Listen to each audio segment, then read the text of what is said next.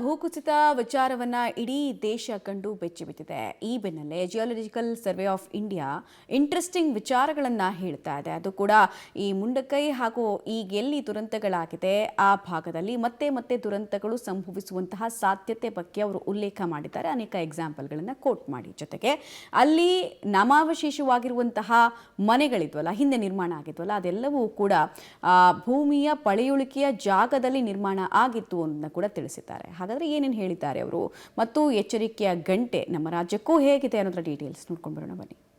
ಕೇರಳ ಭೂಕುಸಿತ ದುರಂತ ಇದು ಅಂತ್ಯ ಅಲ್ಲ. ಮುಂಡಕೈನಲ್ಲಿ ಮತ್ತೆ 1 ವರ್ಷಕ್ಕೆ ಕುಸಿಯುತ್ತಂತೆ ಭೂಮಿ.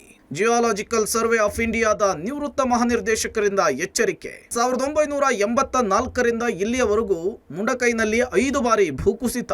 ಕೇರಳದ ವಯನಾಡಿನಲ್ಲಾಗಿರುವ ಭೂಕುಸಿತ ದೇಶವನ್ನ ಬೆಚ್ಚಿ ಬೀಳಿಸಿದೆ.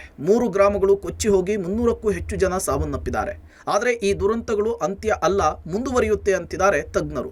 ಮುಂಡಕೈ ಚೂರ್ಮಲದಲ್ಲಿ ಮತ್ತೆ 1 ವರ್ಷಕ್ಕೆ ಭೂಕುಸಿತ ಆಗಲಿದೆ ಅಂತ ಜಿಯೋಲಾಜಿಕಲ್ ಸರ್ವೆ ಆಫ್ ಇಂಡಿಯಾದ ನಿವೃತ್ತ ಮಹಾನಿರ್ದೇಶಕ ಎಂಎಂ ಸ್ವಾಮಿ ಆತಂಕ ವ್ಯಕ್ತಪಡಿಸಿದ್ದಾರೆ. ಇದು ಈಗಾಗಿರುವ ಭೂಕುಸಿತ ಅಲ್ಲ, ಈ ಹಿಂದೆ 20 ಬಾರಿ ಭೂಮಿ ಕುಸಿತವಾಗಿತ್ತು. ಆಗ ಕೊಚ್ಚಿಕೊಂಡು ಬಂದಿರುವ ಪಳೆಯುಳಿಕೆಗಳೆಲ್ಲ ಗಿಡಮರ ಬೆಳೆದು ಮಣ್ಣಲ್ಲಿ ಸ್ಟ್ರೆಂತ್ ಇಲ್ಲ, ಮತ್ತೆ ಭೂಮಿ ಕುಸಿತ ಆಗುತ್ತೆ ಅಂತ ಹೇಳಿದ್ದಾರೆ.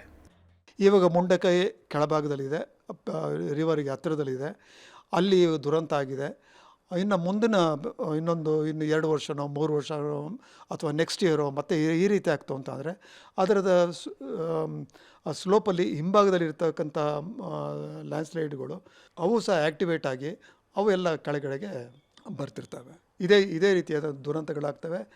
ಅದ್ರ ಮೇಲ್ಗಡೆ ಏನೇನು ಮನೆಗಳು ಕಟ್ಕೊಂಡಿದ್ದಾರೆ ಅವು ಸಹ ಎಲ್ಲ ಕೆಳಗಡೆಗೆ ಬೀಳೋ ಚಾನ್ಸ್ಗಳು ತುಂಬ ಜನ. ಜಿಯೋಲಾಜಿಕಲ್ ಸರ್ವೆ ಆಫ್ ಇಂಡಿಯಾದ ಮಹಾನಿರ್ದೇಶಕರಾಗಿ ಕೇರಳದ ಇನ್ಚಾರ್ಜ್ ಆಗಿದ್ದಾಗ ವಯನಾಡು ಭೂಕುಸಿತ ಆಗುವ ಪ್ರದೇಶಗಳ ಪಟ್ಟಿಯನ್ನು ಸರ್ಕಾರಕ್ಕೆ ನೀಡಲಾಗಿತ್ತಂತೆ. ಚೂರ್ಮಲ, ಮುಂಡಕೈ ಸೂಕ್ಷ್ಮ ಪ್ರದೇಶಗಳು ಅಂಥೇಳಿ ಗುರುತು ಮಾಡಿ ವರದಿಯನ್ನು ಕೊಡಲಾಗಿತ್ತು. ಸರ್ಕಾರಗಳು ಸರಿಯಾಗಿ ಮುಂಜಾಗ್ರತೆ ವಹಿಸಲಿಲ್ಲ. ಈ ದುರಂತದಿಂದ ಕೊಚ್ಕೊಂಡು ಹೋಗಿರುವ ಮನೆಗಳೆಲ್ಲವೂ ಕೂಡ ಪಳೆಯುಳಿಕೆಗಳ ಮೇಲೆ ಕಟ್ಟಿರುವ ಮನೆಗಳು ಮಣ್ಣಿನಲ್ಲಿ ಸತ್ವ ಇಲ್ಲದೆ ಕೊಚ್ಕೊಂಡು ಹೋಗಿವೆ ಅಂತ ಹೇಳಿದ್ದಾರೆ. ಜಿಯೋಲಾಜಿಕಲ್ ಸರ್ವೆ ಆಫ್ ಇಂಡಿಯಾ ಆಗಲೇ ಸಾಕಷ್ಟು ಇದ್ರ ಬಗ್ಗೆ ಚರ್ಚೆ ಮಾಡಿದೆ, ಮ್ಯಾಪಿಂಗ್ ಮಾಡಿದ್ದಾನೆ. ಮಾಡುವ ಟೈಮ್ನಲ್ಲಿ ನಾನು ಸಹ ಇದ್ದೆ. ನಮ್ಮಂಥವ್ರನ್ನ ಯಾರಾದರೂ ಎಕ್ಸ್ಪೀರಿಯನ್ಸ್ ಅವ್ರನ್ನ ಕರ್ಕೊಂಡು ಹೋಗ್ತಾ ಇದ್ರೆ ನಾವು ಸಹ ಅವ್ರಿಗೆ ಹೇಳ್ಕೊಡ್ತೇವೆ ಹೇಗೆ ಮಾಡ್ಬೇಕಂತ.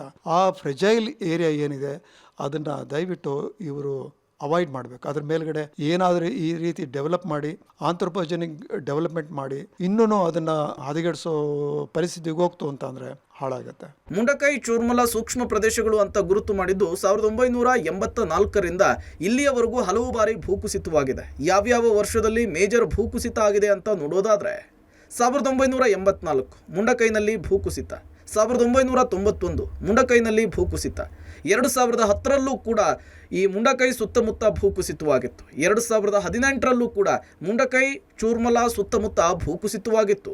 2024 ಈಗ ಮತ್ತೆ ಮಹಾ ಭೂಕುಸಿತಕ್ಕೆ ವಯನಾಡು ಸಾಕ್ಷಿಯಾಗಿದೆ. ಭೂಕುಸಿತಕ್ಕೆ ಅರಣ್ಯ ನಾಶ, ರಸ್ತೆ ಕಟಿಂಗ್, ಮಾನವನ ಚಟುವಟಿಕೆಗಳು ಕೂಡ ಕಾರಣವಂತೆ. ಗ್ರಾಮಗಳು ಸ್ಥಳಾಂತರ ಮಾಡಬೇಕು ಅಂಥೇಳಿ ಹಲವು ಬಾರಿ ತಿಳಿಸಿದರೂ ಸ್ಥಳಾಂತರವಾಗಿಲ್ಲ. ಇದೇ ಘೋರ ದುರಂತಕ್ಕೆ ಕಾರಣವಾಗಿದೆ. Lokesh, public TV, Bengaluru.